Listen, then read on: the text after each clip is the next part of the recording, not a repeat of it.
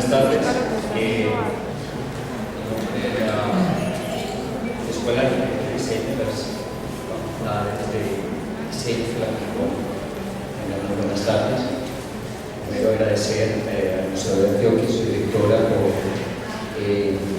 poder estar en este espacio. Es muy importante para nosotros que una de estas actividades tan importantes como este coloquio esté presente en un espacio que ha sido tan significativo pues, para la ciudad de Medellín.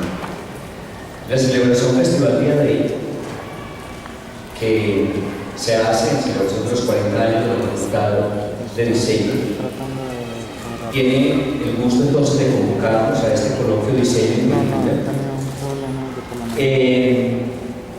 La temática que trabajaremos en la tarde de hoy será diseño, política y sociedad desde diferentes aspectos que expondrán cada uno de nuestros invitados. Brevemente, una reseña de la Facultad de Diseño Industrial. En abril de 1974, el Ministerio de Educación Nacional otorgó la autorización para la transformación de la Escuela de Arte y de Teatro de la Universidad Pontificia Bolivariana en la Facultad de Diseño. Desde ese entonces, la facultad se ha convertido en un pilar fundamental para la formación de profesionales que están comprometidos con la búsqueda de soluciones y mejoras a las condiciones de vida del hombre, lo que ha permitido influenciar positivamente el desarrollo de nuestra sociedad.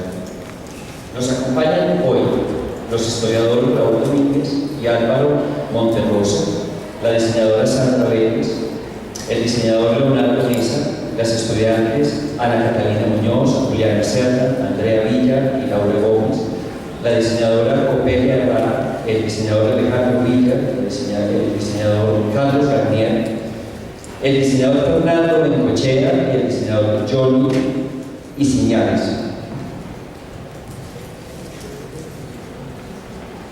La celebración Soy Diseño sitúa al diseñador como partícipe del cambio, con posibilidad de hablar, opinar, analizar y proponer, promoviendo el diseño crítico y social, democrático, responsable, participativo y con identidad.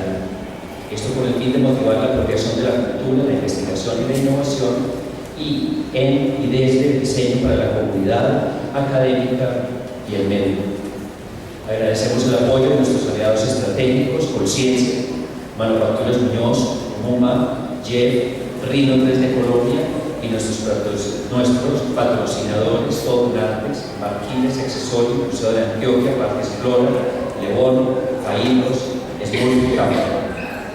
Iniciamos esta jornada académica con la conferencia Revisión crítica de los modelos de cambio tecnológico y su incidencia en el diseño industrial por los historiadores Raúl Domínguez Bretón y Álvaro Monterrosa Ríos. Por favor, les pedimos apagar sus celulares y si tienen alguna pregunta pueden hacerlo en los formatos que se estarán distribuyendo por el auditorio y al final del coloquio los conferencistas podrán responderlos. Profesor Raúl, pues claro.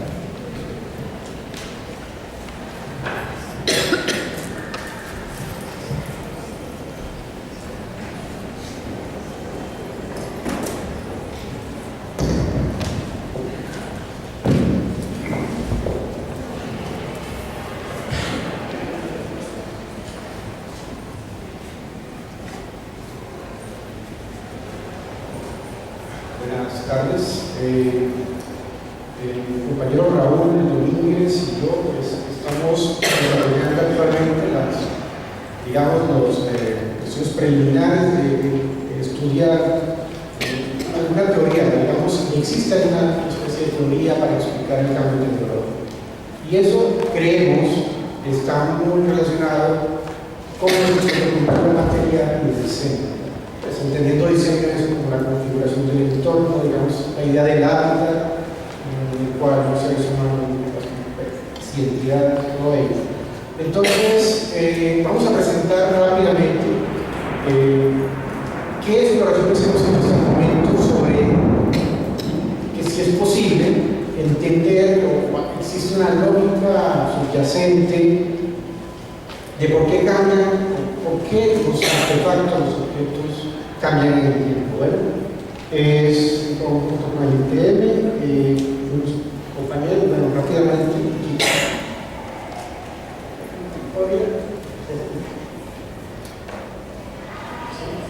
Ahí están las preguntas que queremos responder aquí en estos 20 minutos, 18 minutos que tenemos. ¿Sí? Es, ¿de qué manera cambian los artefactos? Es evidente que hay cambio permanente de ellos, pero ¿qué factores son los que generan ese cambio? Y si existe una lógica o es completamente algo que no es modelable, es decir, algo que puede ser completamente azaroso o aleatorio, o si tiene algo que, una lógica que haga que este permanente cambio suceda. Y de qué manera esto sirve, ¿cierto? Estudiar el cambio tecnológico es importante para los programas de formación y diseño. Es alrededor de eso, ¿no?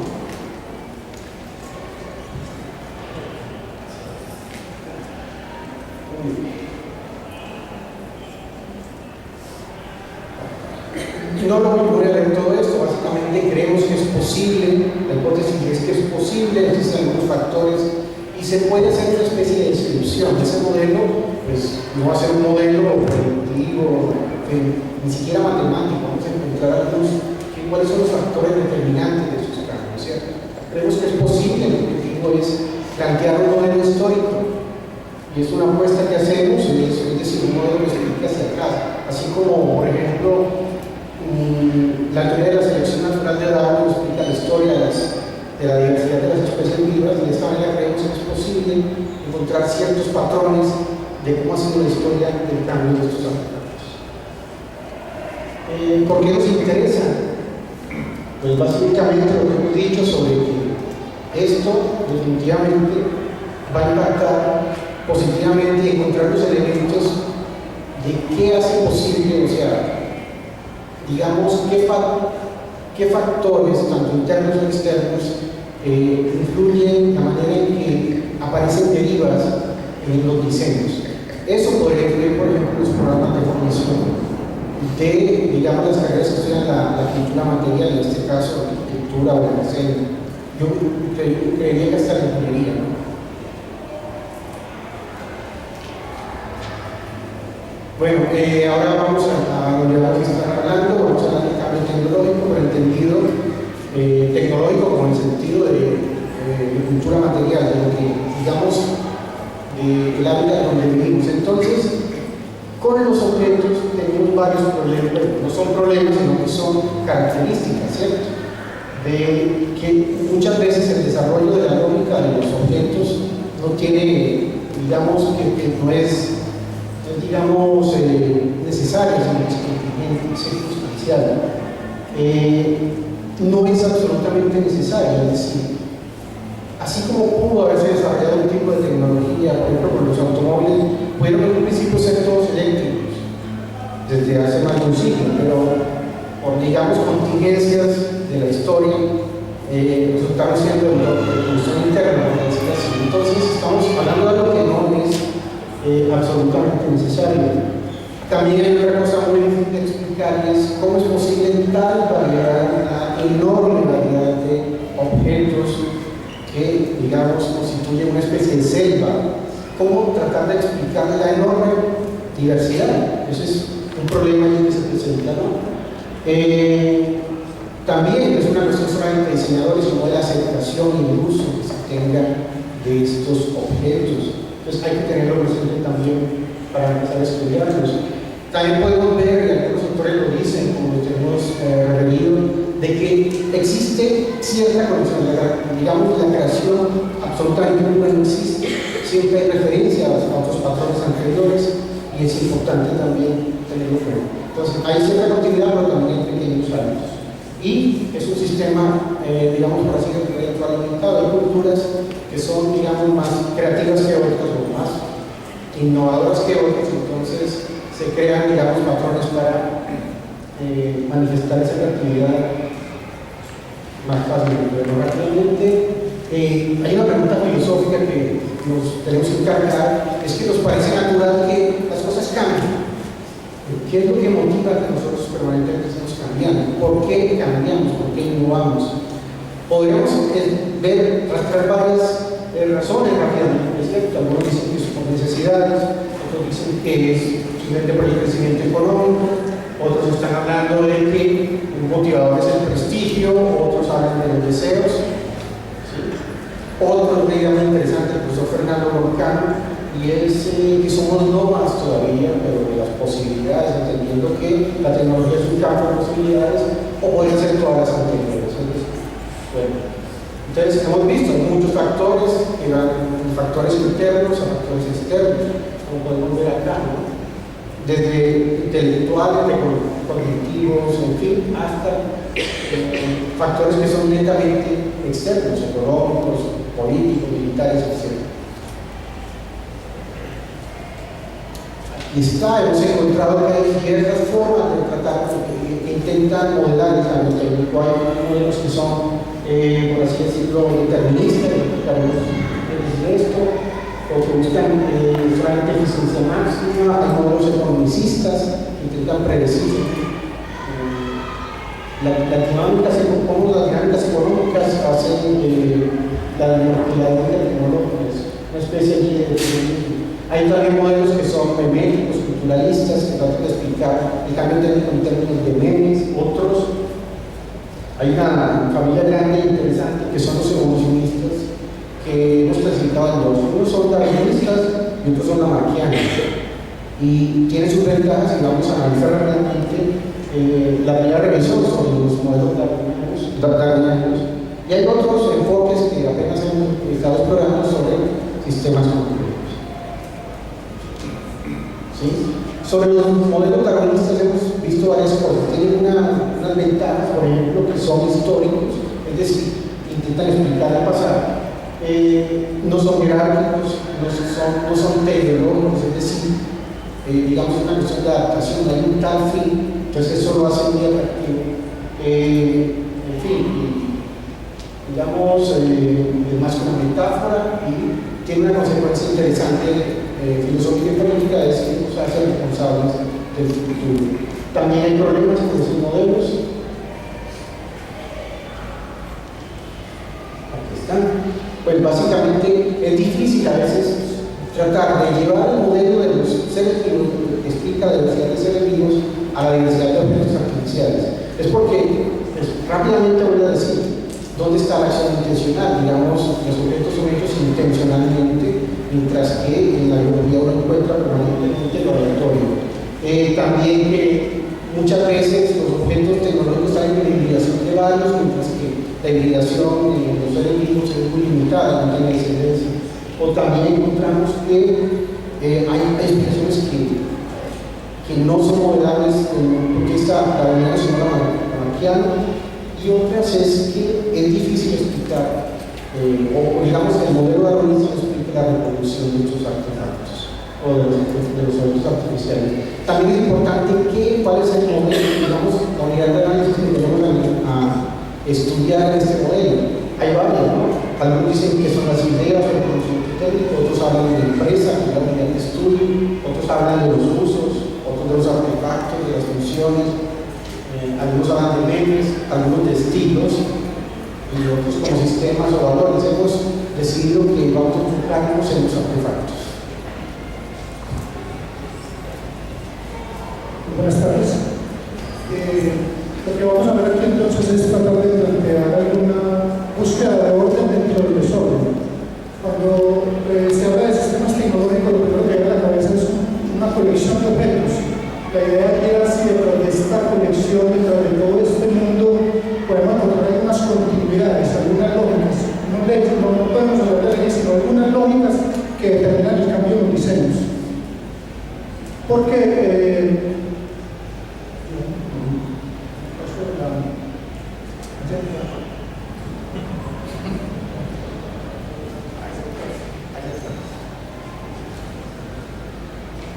entonces, es tratar de establecer, digamos, no necesariamente cuando hablamos de un modelo, es tratar de encontrar algunas continuidades que permitan establecer una interpretación de lo que ha sido la historia de los artefactos. Algunos lo pueden llevar al modelo hasta la idea de tratar de predecir, nosotros no estamos en esa idea.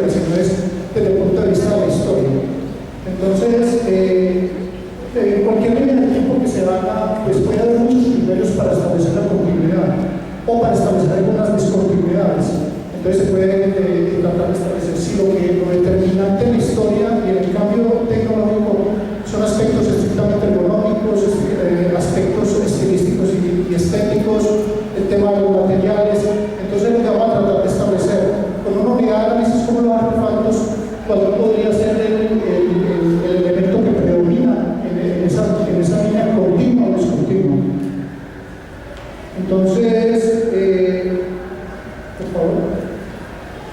Digamos que hay muchas historias sobre el diseño industrial, sobre el diseño de los artefactos y la decisión que uno tome sobre el enfoque o el enfoque con que va a trabajar, si se va a centrar en tema de materiales, en tema de funciones, en tema de formas, determina una manera de contar esa historia y de hacer un relato sobre cómo ha sido esa evolución y esa lucha entre los diseños. Algunos hablan de la batalla de los diseños. ¿Por qué? ¿Qué determina que los diseños se impongan y otros queden a la vera del camino? Alguien creerá, y aquí es una de las críticas que queremos hacer a los modelos evolutivos darwinianos. No sabemos si es un problema que está en Darwin o es en la aplicación del modelo, en la metáfora darwiniana, que plantea alguna suerte de progreso, de una evolución entendida como un cambio lineal que siempre va hacia el progreso, que siempre va a la eficiencia. Vamos a ver que eso no es así. Por favor. Esto puede ser tan formal y tan estadístico como queramos. Hay quienes han tratado de establecer, por ejemplo, en estudios de larga duración, para un siglo, por ejemplo, es un trabajo que se ha tratado de hacer con la moda. Por ejemplo, el alto de la falda comparada con ciertos índices bursátiles como el Dow Jones, por ejemplo. Entonces, con unos programas alimentados estadísticamente han encontrado cierta relación entre ciertos momentos de la economía y el alto de la falda. Pues, no son modelos que se puedan generalizar, pero es interesante tratar de mirar pues, cómo funciona este tipo de... Hay un planteamiento que es el de las trayectorias tecnológicas. Ningún artefacto, cuando decimos aquí evoluciona, es entre comillas siempre, porque lo primero que vamos a tratar de cuestionar es el concepto de evolución. El diseño industrial está lleno de una serie de categorías que tienen origen en otras disciplinas. El concepto de función y el concepto de evolución son estrictamente biológicos, por eso nos vamos a ver obligados a tratar de realizar la categoría en el campo de la biología. Pero lo que sí tenemos claro es que el artefacto nunca evoluciona, entre comillas, solo, son trayectorias de evoluciones. Perdón, son trayectorias donde cada artefacto va comunicado con otros. Esto no sé si se ve bien desde allá. Raymond Loewy hizo este intento, por ejemplo, de tratar de establecer algunas series, algunas secuencias, comparando hasta mediados del siglo, hasta un poco más allá de mediados del siglo XX, tratando de establecer algunas similitudes entre distintos tipos de artefactos. Por supuesto, la sociedad de consumo en ese momento no tenía la diversidad tan grande que hoy tenemos. Hoy tendríamos que ayudarnos con una serie de programas computacionales para poder, digamos, establecer y poder alimentar el modelo de todas las variables posibles para mirar qué es lo que va a jugar. Entonces, él lo hace tanto para la arquitectura, para la moda, para distintos sistemas de objetos. Una de las cosas que nosotros queremos hacer es tratar de establecer una crítica a las historias de diseño que se han hecho. No porque, digamos, tengan errores en sí, sino porque es necesario trascenderlas. Primero, no hay una historia del diseño industrial en este caso, hay historias de los diseños. Y otra de los objetivos que tenemos es tratar de cuestionar o de reivindicar una historia del diseño independiente de lo que ha sido la historia de la arquitectura, la historia del arte o la historia de las artes aplicadas. El diseño siempre ha sido subsidiario, dependiente de ese tipo de historias, y creemos que en este momento el diseño tiene la madurez para plantear una historia autónoma del mismo, por supuesto en relación con otros fenómenos sociales. Entonces, normalmente, si usted revisa algunas historias del diseño, están referidas, por ejemplo, a la historia de las vanguardias o la historia de las escuelas que han institucionalizado, en este caso, por ejemplo, la profesión del diseño. Entonces, por supuesto que esto tiene su valor, pero no va a ser lo determinante dentro de la historia que vamos a tratar de establecer. Entonces, como decimos allí, es no la historia del diseño, sino la historia de los diseños y la historia de los objetos en el contexto de la cultura material de la sociedad contemporánea. Es más, hemos encontrado que es hasta un poco complicado hablar de la cultura material. Un autor como Broncano propone cultura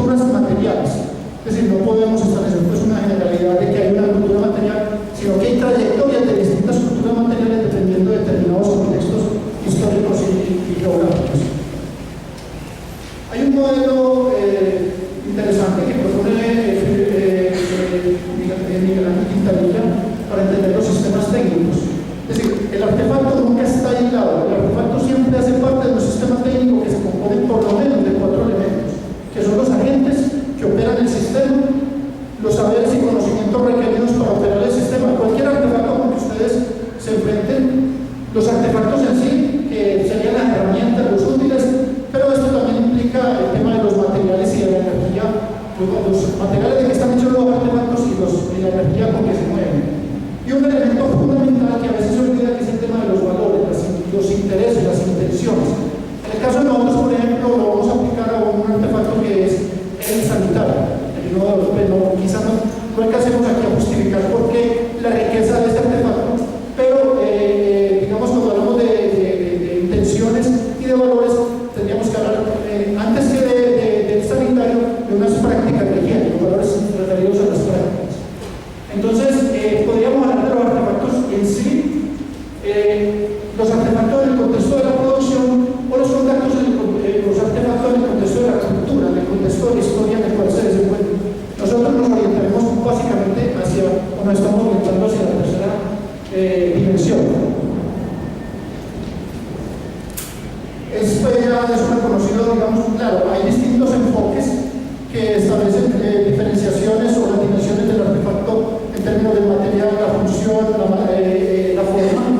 Hay quienes discuten si las funciones son estrictamente instrumentales o utilitarias, o también, por ejemplo, en el caso del estilo o del aspecto estético, del aspecto comunicativo, esto también es una función, por ejemplo. Entonces, por supuesto, requiere mirar algunos contextos en los cuales se va a mirar esa historia y tratar de establecer, hacer esa crítica a los modelos existentes. Un tema es si estamos ubicados en el contexto del diseño o en el contexto del uso. Eso también, cualquier decisión en el enfoque que tomamos va a ser determinante para el resultado que se va a tener de esa historia o de esa narración, de ese relato. Por supuesto, digamos ahí, como decía Álvaro, hay muchas escuelas que miran la historia de los artefactos y la historia del diseño industrial. Hay las escuelas deterministas, las escuelas, en este caso, por ejemplo, una escuela constructivista que es bastante poderosa, que establece el artefacto como una especie de hecho social total, como un hecho social y como el resultado de una negociación entre distintos grupos sociales, lo que podríamos denominar una negociación entre stakeholders, entre grupos de interés que tienen alguna relación de algún tipo con el artefacto en cuestión.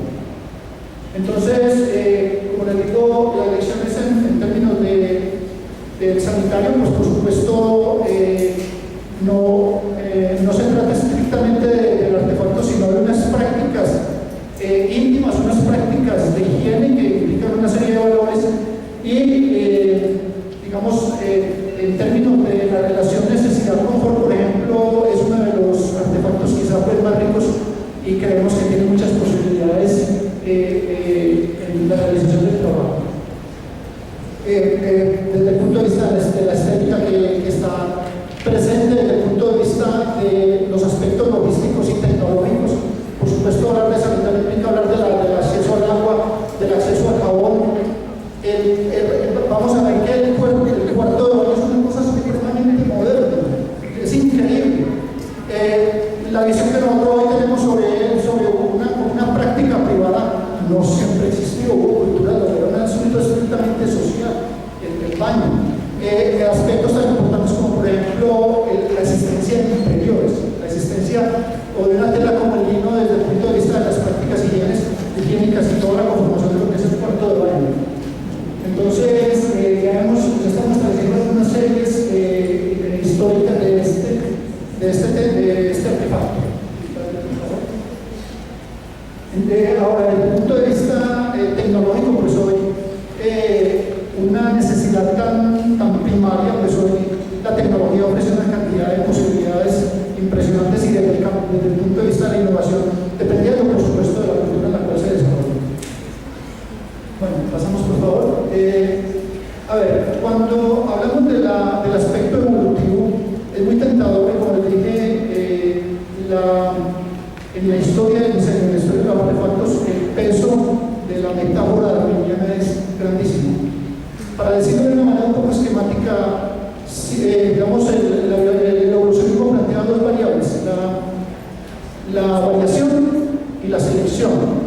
En las copias genéticas de la reproducción sexual, los descendientes nunca son perfectos, tienen pequeños accidentes y el entorno selecciona aquellos que se adaptan mejor. Llevado esto al aspecto de la historia, como digo, por el tiempo no hay que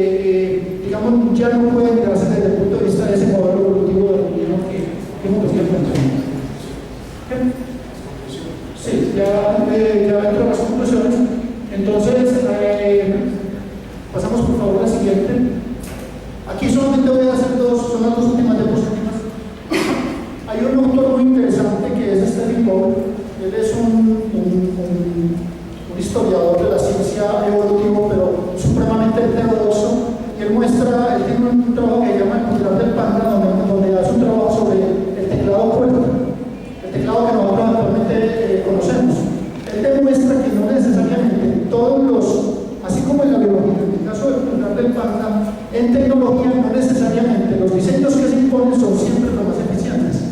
No hay un diseño más ineficiente para la digitación que el cuerpo. Las máquinas de escribir, ya lo narré alguna vez, tenían unas palancas que cuando el que digitaba lo hacía muy rápido, las palancas se enredaban. Entonces se pusieron en la tarea de diseñar un teclado que hiciera más lenta la digitación.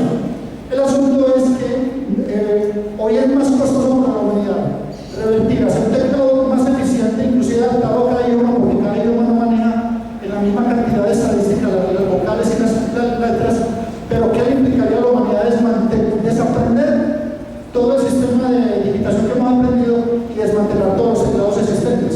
Entonces, eso sería, digamos, una de las cosas que habría que mirar en esa crítica a los modelos evolutivos, cómo es ese tema de cuáles son los diseños que se imponen finalmente en la guerra de los diseños. Terminamos con esto, las conclusiones. Entonces, es posible proponer una explicación histórica no determinista ni necesariamente predictiva, pero sí una explicación que trata de encontrar lógicas que permitan hacer proyecciones de larga duración en la historia de un artefacto. Para nosotros hay una unidad de análisis muy fructífera que es la del artefacto en sus distintas dimensiones y en relación con unas prácticas sociales y con unos valores, como el caso del sanitario del nuevo de Toilette. No tiene sentido la historia lineal del diseño. Tenemos una idea de progreso con la cual hay que romper. Digamos, no necesariamente habría que mirar qué determina el progreso, si son conceptos o valores de eficiencia, son valores estéticos, digamos que es el donde vamos a tratar de tener conclusiones sólidas. Y finalmente, sin un conocimiento de la historia del diseño de los artefactos, en el contexto de la cultura material, es dudoso el logro de un diseño pertinente, porque estamos hablando de cultura material y unas culturas materiales locales. Por supuesto, un diálogo con las culturas, con los flujos globales, pero básicamente de carácter local. Entonces, bueno, muchísimas gracias.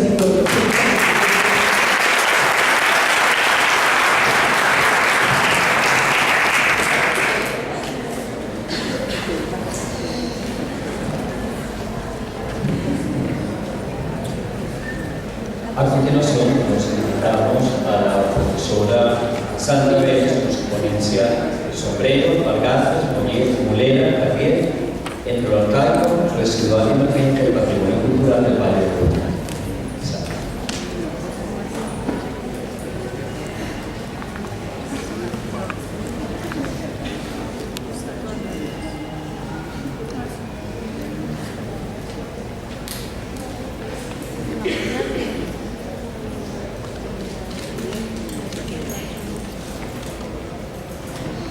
Buenas tardes. Me van a disculpar, estoy un poquito congestionada y mi voz ha cambiado bastante. Pero espero que no lo que les vengo a contar. El título de la ponencia, Sombrero, Mulera, Alpargatas, Sombrero, Mulera y Carrier, entre lo arcaico, residual y emergente del patrimonio cultural del Valle de Aburrá, es el resultado de un proyecto de semillero de investigación que se hizo hace algunos años dentro de la línea de dinámicas de la cultura material del grupo de investigación de estudios en diseño. Participaron 5 estudiantes que en este momento ya ni siquiera están en el país, pero me pareció importante venir a contar esto en el marco de los 40 años de la universidad, porque creo que esta pregunta por el patrimonio en algún momento nos ha surgido a todos. ¿Qué es el patrimonio? Y creo que todos tendríamos una respuesta clarísima, y es todo aquello que se hereda.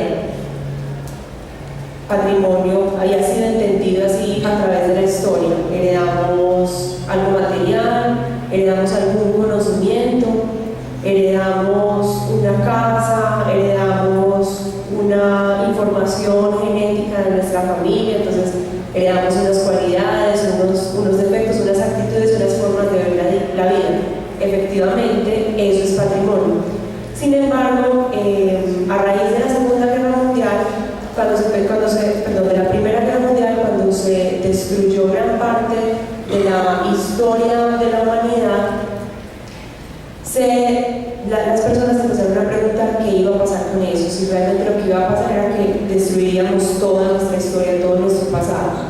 Y la UNESCO, en el año, solo hasta el año 1976, el 16 de noviembre, hizo la Convención para el Cuidado y la Conservación del Patrimonio Cultural de la Humanidad. Imagínense, casi más de 50 años después, y de preguntarse durante todo ese tiempo qué era el patrimonio y cómo lo podíamos preservar, se reunieron para conversar y definir unas normas que permitieran cuidarlo para las generaciones que vinieran posteriormente. Entonces, estos elementos que hoy vengo y quiero pues como exponer, estos elementos del atuendo, del vestuario del típico paisa o de la idea que tenemos del paisa, fue el resultado de ese proyecto de investigación de Semillero. Y es que queríamos saber, la gente del Valle de Aburrá, la gente del común, qué consideraba que debería preservar, qué creía que debería entregar a las generaciones futuras. Y ese fue el resultado fue el atuendo. Entonces nos empezamos a preguntar, bueno, ¿y por qué? ¿Por qué las personas quieren conservar un sombrero que no pertenece a nuestro territorio? Una mulera, que es un objeto también importado, un carril que a pesar de las transformaciones proviene de otros lugares, y unas alpargatas que han sido también transformaciones, herencia de otros lugares. Entonces la pregunta, por ese atuendo y por qué las personas lo querían conservar, nos llevó a indagar sobre el origen de esos productos y el origen de lo que verdaderamente se patrimonializaba. Y nos empezamos a leer algunos teóricos, no solamente lo que dice la institución, lo que dice la UNESCO o lo que dice el Ministerio de Cultura, porque tenemos un ministerio que regula la idea de patrimonio en Colombia. No estábamos satisfechos con eso, nos fuimos a buscar otros autores y encontramos a un autor que se llama Lawrence Prats, que desde los años 90 viene escribiendo sobre lo que es el patrimonio y lo que significa. Él habla del patrimonio como una construcción social, y la construcción social no es más que la sedimentación de la cultura cuando permanece un tiempo en un lugar, en las ideas de las personas, se conserva y pasa a otra generación distinta. Entonces él habla del patrimonio y lo entiende de esa manera. Entonces ya nos empezaba a dar pistas. Bueno, de pronto las personas en Medellín en el año 2011 piensan que eso se debe conservar porque eso es lo que ha venido pasando, eso es lo que ha quedado. A pesar de la globalización y todos estos fenómenos, sigue quedando en el tamiz esas ideas de ese vestuario que tenían otras personas y que realmente en este momento nadie tiene. Aquí no veo a nadie con una mulera, ni con un sombrero, ni tampoco está calzando alpargatas. Sin embargo, eso era lo que decía la gente que se debía seguir preservando. Además, buscamos otros autores para terminar de completar la idea y nos encontramos con Canclini. Seguramente muchos lo han leído, Néstor García Canclini, mexicano, y nos empezó a hablar de la hibridación cultural, cómo es que son esos fenómenos. De alguna manera entendimos que lo que pasaba con esa sedimentación cultural no eran sino procesos de 4 tipos: entender lo propio, lo ajeno, lo apropiado y lo enajenado. Son 4 situaciones que se presentan cuando hay dinámicas culturales, cuando hay hibridaciones, cuando hay procesos de mezcla. Entonces lo propio, de alguna manera, lo que se ha construido acá, lo que aparentemente la historia nos ha demostrado que pertenece al lugar, que pertenece a ese territorio. Lo ajeno es todo lo que proviene de otro lugar. Lo apropiado es lo que hemos traído de ese lugar y lo hemos transformado para nosotros. Y lo enajenado es lo que hemos entregado a otras culturas distintas, porque cuando hablamos de los procesos de hibridación, no necesariamente lo estamos satanizando ni estamos pensando que son procesos de aculturación que llegan y arrasan con todo. Nosotros también proveemos un poco de información a otras culturas distintas. Entonces ahí empezamos a entender un poco qué era lo que sucedía con esos fenómenos, con esas 4 características de las dinámicas socioculturales, pero igual no terminábamos de comprender por qué la gente lo quería conservar. De ahí entonces, de esas 4 situaciones, lo propio, el ajeno, lo apropiado y lo enajenado, empezamos a ver que se mantenían en el tiempo por unas hegemonías. Y las hegemonías se refieren a los que tienen el poder en ese momento. La hegemonía puede ser el Estado, puede ser instituciones o empresas privadas, casi nunca es la sociedad civil, pero puede darse también esa situación. Entonces, esos intereses de esas entidades específicas lo que hacían es poner la mirada en ese producto, en ese elemento o en esa representación, en esa expresión cultural y decir, yo quiero que esta y esta se conserven por algún interés. Por lo general, la del Estado, que es uno de los paradigmas, el primer paradigma del patrimonio, el Estado entiende el patrimonio como algo monumental, es decir, algo que hay que cuidar, hay que mantener quietecito y hay que invertir para mantenerlo intacto y nada pasa allí. Es el caso de este edificio, es un paradigma estatal del patrimonio, se mantiene como un monumento que todos tendríamos que rendirle algún tipo de pleitesía. Y por lo general este tipo de instituciones o de espacios o de objetos se convierten en expresiones de ese poder, de eso que lo mantuvo allí. Vemos entonces palacios, vemos casas que han sido conservadas y que funcionan como museos, que además, Clínico lo menciona de una forma un poquito ruda, pero creo que tiene un poco de razón, son sarcófagos de los objetos. Allí se guardan los objetos que nosotros hemos querido mantener por alguna razón. El otro poder, la otra hegemonía, que es la empresa privada, son las dos más fuertes. Habla entonces del segundo paradigma de la conservación de los objetos, que es el patrimonio como mercancía, que es el que casi todos nosotros consumimos. Es entender eso que se ha cuidado como algo que se tiene que comprar, vender, algo que se tiene que transar. Entonces ahí fue que empezamos a ver esa relación entre los hallazgos que tuvimos en esa investigación y ese tipo de paradigma. Entonces nos venden en una feria muy importante para la ciudad y mucho más para el país un atuendo que nosotros no usamos cotidianamente. Pero entre el 5 y el 11 de agosto todos nos vestimos de sombrero, alpargatas, mulera y carril. Así ese sombrero no sea aguadeño, no sea tejido en hilata, no lo venden en cartón, hacen una celebración, incluso ya adoptamos de la región de nuestros compañeros el sombrero vuelteado y lo hacemos igual, pero sucede lo mismo, es el mismo paradigma, es la misma situación del mercadeo del patrimonio. Entonces ya empezamos a surgir una lucecita al final del camino y además entendimos entonces que ese atuendo era el de un personaje fundamental que es el arriero. Creo que todos acá hemos escuchado hablar alguna vez de ese personaje, ese ícono de pujanza del antioqueño y de toda la zona cafetera. Era esa persona, era ese mensajero de esa época que tenía unas características impresionantes y que de alguna manera tratamos de conservar con un matiz nostálgico. Creemos entonces que aquel que es pujante, echado para adelante y así nos autodeterminamos es el que caracteriza a toda la población del territorio que habitamos. Ese arriero que andaba con una mula, muchas veces descalzo, después empezó a usar alpargatas, que usaba su mulera atada a la cintura como un delantal, que tenía un bolso terciado en el hombro izquierdo y la parte donde guardaba las cosas estaba justo en la cadera del lado derecho,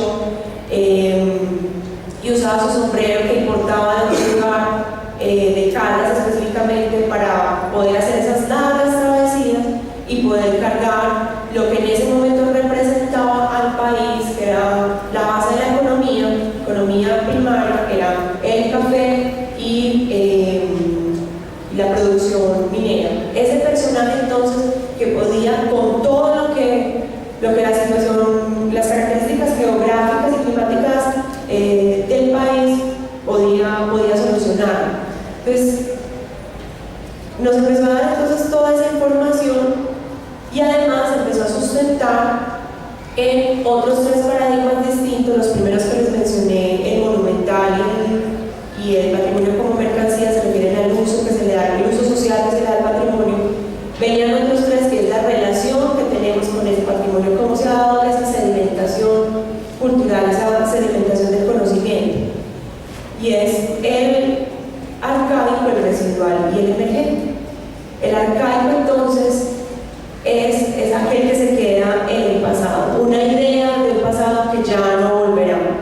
Y eso es algo que se ha mantenido y que de alguna manera las instituciones promueven que así se mantenga. Una cosa que se quedó en un momento histórico X, porque pudo haber sido una situación negativa, una bonanza económica, alguna situación importante para nuestras vidas. El segundo paradigma, que es el residual, es que nos quedan elementos de esas expresiones, de esas manifestaciones, y las adaptamos de alguna manera al mundo contemporáneo. Y el emergente es el patrimonio que en este momento está en construcción y que no necesariamente es una expresión de la historia de nuestra cultura. Entonces eso se ponía en evidencia y una de las conclusiones fue que esa idea del atuendo del arriero es arcaico en la medida en que lo reconocemos en un momento que no estamos viviendo. Residual porque lo que hemos hecho es adoptar esas características de ese atuendo en un momento específico, pero sobre todo porque la hegemonía o el poder que se pone en evidencia durante ese momento es el mercadeo. Son unas entidades privadas que lo que quieren es que consumamos la idea de arriero, la idea de arriería en pleno 2014. Y el emergente sería esa posibilidad que dan, específicamente cuando se hace diseño para la artesanía, esa posibilidad de transformaciones y de nuevos lenguajes a través de unas prácticas ancestrales. Ahí entonces estarían esos tres paradigmas que hablan del uso que se le da a lo histórico, a lo social, a las expresiones materiales o inmateriales de la cultura que ha sido transformada y se mueve con el tiempo. Les quería contar cómo era esa experiencia, porque más que una anécdota es una reflexión sobre lo que somos, lo que pretendemos ser y todas las posibilidades que tenemos. Muchísimas gracias.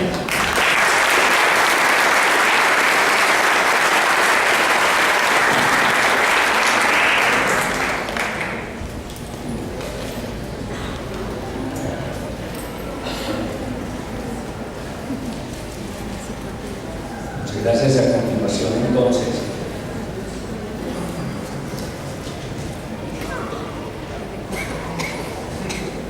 un acercamiento teórico al diseño gráfico popular, diseño de tablas, buses y chivas, Leonardo Mesa.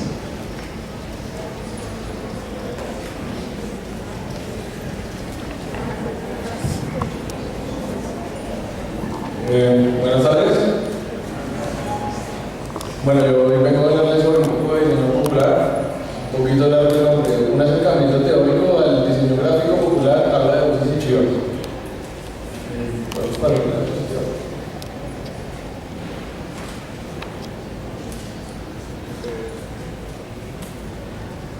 Si lo pones en lista completa. Control L. Ah, no, es que eso no es Acrobat. View. Arriba, View. Ah, o puede ser el quinto. ¿Qué dices?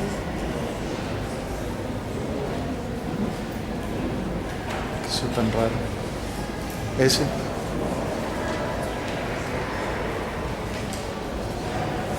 Bueno, ¿qué es diseño popular?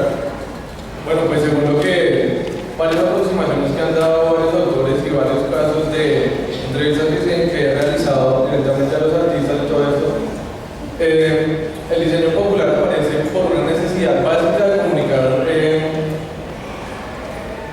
varias ideas a un público específico. Estas ideas pueden ser desde ideas económicas hasta ideas que el mismo autor le nace solo por dar un punto de vista específico. En ellas son muchísimas prácticas que aparecen en ellas, pero se encuentran siempre figuras como la sátira, como la metáfora, como la exageración y la burla, pues son las herramientas que se resaltan mucho en este tipo de prácticas. Encontramos casos de copias llamativos, encontramos casi cosas que siempre están hechas a mano.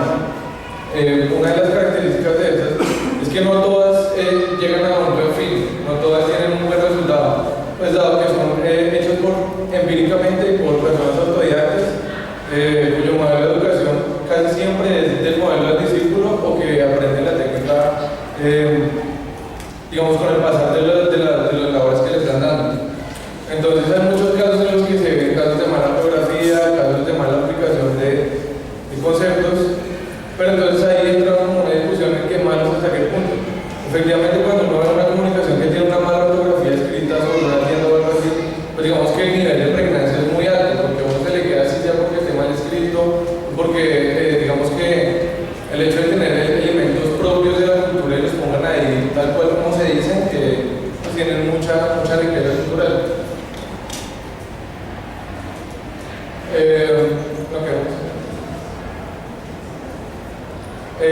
Bueno, entonces esta investigación partió con base en una investigación que se hizo en Argentina sobre el filete porteño. Esto fue una práctica hecha sobre autobuses que empezó a principios del siglo XX, pero que debido a unas regulaciones del transporte público de la ciudad de Buenos Aires se vio prohibido y poco a poco fue cayendo. Pero digamos que ese no fue el fin del filete. Pues debido a que estos artistas ya no pueden hacerlo más sobre los buses y todo esto, este lenguaje transgredió, digamos, esa barrera y se empezó a ver plasmado en otros objetos de uso cotidiano, como sillas, también se empezó a ver en lettering de las tiendas y todo eso, lo cual hizo que Alfredo Genovese hiciera un tratado formal sobre el filete porteño y la riqueza cultural que tenía para la ciudad de Buenos Aires. Este es uno de los resultados que realizan los fileteros. Se está realizado directamente sobre un bus porque las prácticas se han puesto a retomar. Digamos que esta labor es muy similar a la que se realiza acá. Son artistas empíricos que van desarrollando su técnica conforme van trabajando y llegan a estos resultados. Vamos al siguiente. Bueno, entonces aquí tenemos dos casos de estudio principales. El primero es las tablas de buses de transporte público de Bogotá. Digamos que la decisión que se tomó para tomar estos dos casos de estudio, el primero fue que esas tablas están desapareciendo en Bogotá debido al nuevo sistema integrado de transporte. Ya veremos las cosas que están sucediendo ahorita. Y las chivas también porque están teniendo que desaparecer y están cambiando por completo su naturalidad. Entonces, Alfredo Genovese en su libro El filete porteño plantea cuatro temáticas para estudiar estas prácticas populares, que son el productor, el soporte, el discurso y el estilo. Entonces, digamos, en esas tablas, el productor, en este caso el señor se llamaba Edgar, él se autodenomina un publicista de transporte público. El modelo de estudio que él tomó fue que lo aprendió de su padre y lo adaptó a nuevas técnicas. Digamos, en la actualidad, pues ya los últimos modelos que están haciendo, ya no se están haciendo con stencil y nada, los están haciendo con plantas de corte. En esencia es lo mismo, pero van cambiando las técnicas, pero siguen manteniendo. Todos ellos están ubicados en zonas marginales de la ciudad, cerca donde los buses parquean y todo eso, porque tienen al cliente cerca. Entonces, digamos que ellos crearon un contrato social en el cual ellos ya entienden cómo es la dinámica de este diseño, que es diseño de información. Tienen unas jerarquías ya hechas